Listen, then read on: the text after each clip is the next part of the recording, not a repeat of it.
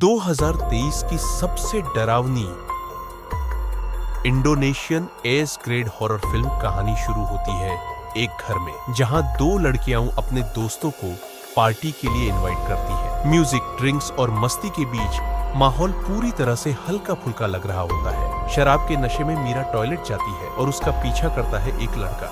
वो मीरा के साथ बदतमीजी करने की कोशिश करता है, लेकिन मीरा भी पीछे नहीं हटती। एक जोरदार धक्का मारती है और वहां से भाग जाती है। वो बाहर आकर सबको आवाज देती है, लेकिन कोई रिस्पॉन्स नहीं आता। घबराकर वो अकेले ही वहां से निकल पड़ती है। उसे पता नहीं होता कि इस बीच कारा के साथ कुछ बुरा हो चुका है। अगली सुबह कारा की मां घर आती है और दरवाजा खुला पाती है।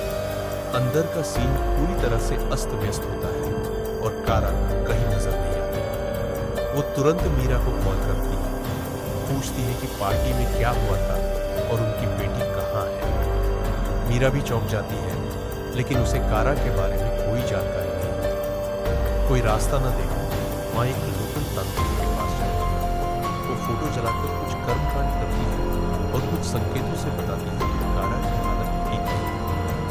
मां टूट जाती है। मीरा बाद में घर आती है और मां से किचन में जब वो बर्तन धो रही होती है तो नल से काला और सड़ा गहरा पानी निकलता है। अजीब सा लगता है, लेकिन वो इग्नोर कर देती है। ड्राइंग रूम में कारा की तस्वीर अब एक तरह से स्मृति में रखी गई होती है। मीरा को लगता है कि शायद कारा अब भी जिंदा हो, लेकिन उसकी मां अब उम्मीद छोड़ चुकी होती है। बस शरीर नहीं मिला है। मीरा जब ज्यादा सवाल करती है तो मां शांत हो जाती है।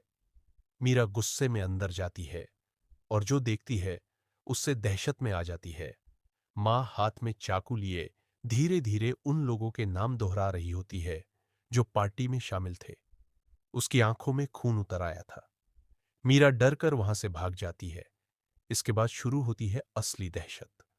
कर्ली हेयर लड़का लिफ्ट में चढ़ता है। तभी उसे कॉरिडोर में एक अजीब सी परछाई दिखती है। लगता है कोई है, फिर सोचता है शायद भ्रम है। लेकिन जैसे ही लिफ्ट फिर से खुलती है, वो साया और नजदीक आ चुका होता है। डर के मारे वो लिफ्ट बंद करता है, लेकिन जैसे ही वो छठी मंजिल पर पहुंचता है, सबसे भयानक चीज होती है।